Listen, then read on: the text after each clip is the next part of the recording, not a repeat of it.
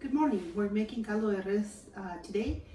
This is comfort food, 100%. It's basically just beef and vegetables. And I'll show you what types of meat I use to make the caldo or soup super tasty and how simple it is to make it. I hope you try it and you let me know how it went for you. Tita, you asked me how do I make it. This is your video. So this is the meat that I like to use.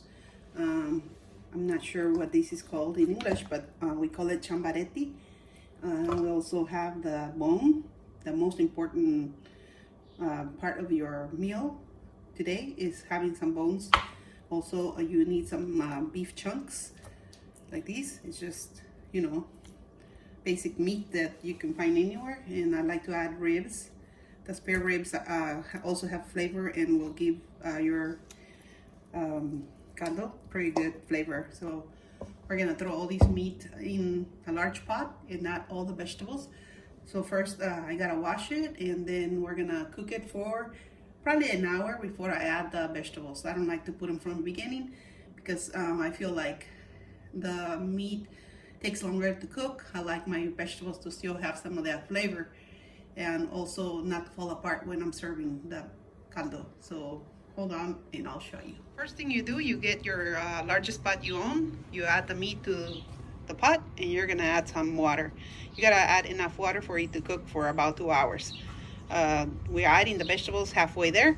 So for now, just the meat, salt, onion, garlic, and cilantro. And then we're gonna work on the vegetables. I just added the salt. So what you got to do is you gotta guess more or less how much salt per liquid.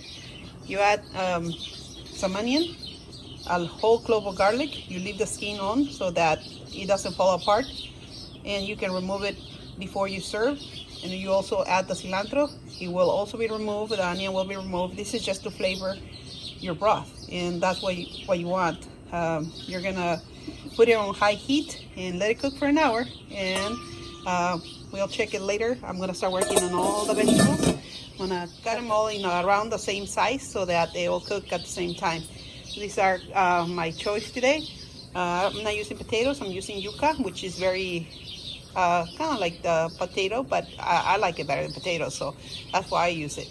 Our carrots, the cabbage, and the chayote squash. All these will be super tasty, and I'm gonna work on them so they're all ready to be added to the pot once the meat is like almost cooked. Vegetables don't take much time to cook, and we don't want to put them from the beginning because then they're gonna fall apart by the time the meat gets done. That's how I do it.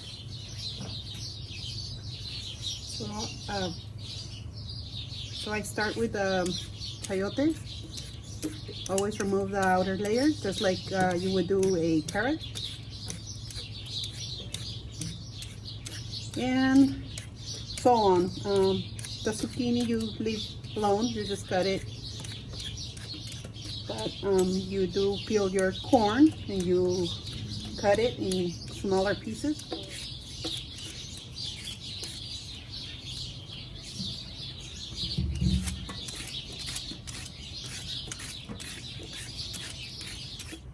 As for the cabbage, I like to cut it in 4 pieces and leave the end so that it doesn't fall apart, because once all these vegetables are cooked, I like to remove them all and put them in a separate container, and then I can actually get as much liquid in the meat in the bowl that I'm serving, and then add whatever the person prefers to have with their soup. So once you see all this stuff floating up the pot, you remove it. I just put it out of the pot. I don't like to leave it. So you gotta just keep an eye on the pot, because once it starts boiling super hard, then all that stuff goes back down. So time it well, keep an eye on it. First boil, all this stuff will go to the top. That's when you remove it. After that, you should be good. The easy way also to do it is just get one of those strainers and just fish everything out. That's another way to do it. So you do what works for you. So we're cooking some rice right now while the meat cooks. The rice is being browned on corn oil, and I added a piece of garlic to flavor the rice. I also have my carrots and peas. Those are frozen. This helps cool off the rice. When I throw them in there, then it doesn't continue burning, and that's what we want. After that, after the vegetables fry, I'll add the sauce. I added 2 tomatoes and half an onion and a garlic in here. And also, I added, since the tomatoes were super, like, not red enough for my taste. I like to leave them out for like a week before I use them, so they all get nice red, but I couldn't wait for them. So I added one of these to help out with the look I want for the rice. That is caldo de tomate. It's just a little cube. I peel off this wrap and I throw it in here with the tomato. And now we're ready for adding this to the rice once it gets nice and brown. A lot of smoke coming out and your rice is nice and brown. You're gonna remove your garlic so you don't have to be worried about it. Where did it end up? We're gonna remove it. Look at that color. That's what you wanna see just before you pull it off with the frozen peas and carrots.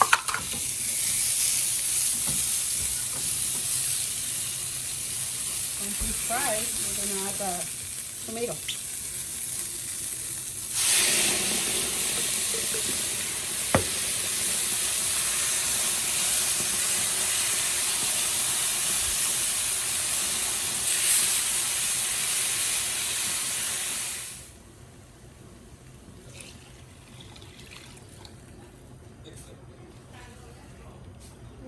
That's one.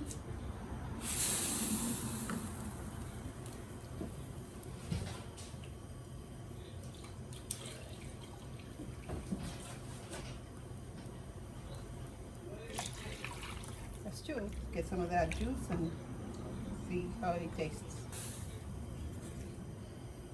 Perfect. Okay, now we will cover this thing for about 15 minutes. At that time, we're gonna move it again so that tomato doesn't get all stuck in one section on the top, or else your rice is gonna be white on the bottom and red on the top. So before all the water evaporates, gotta make sure you mix everything. And I think I waited too long, but we still have a good result. They all look the same. And now we're gonna just leave that much water and just cover it. That should do the work. Once the meat's cooked, we're gonna remove all the fat from the pot. Okay, so the meat's basically ready. Now is the time that I'm gonna remove the onion. So the broth already has all that flavor. We're gonna just remove it. Removing the cilantro, the onion, and the garlic. Now that the meat is nice and almost cooked. All the vegetables.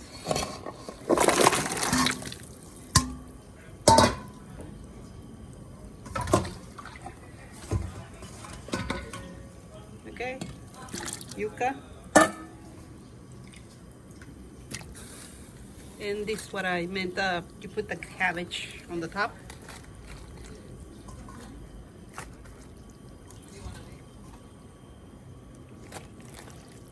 All right, now you cover it.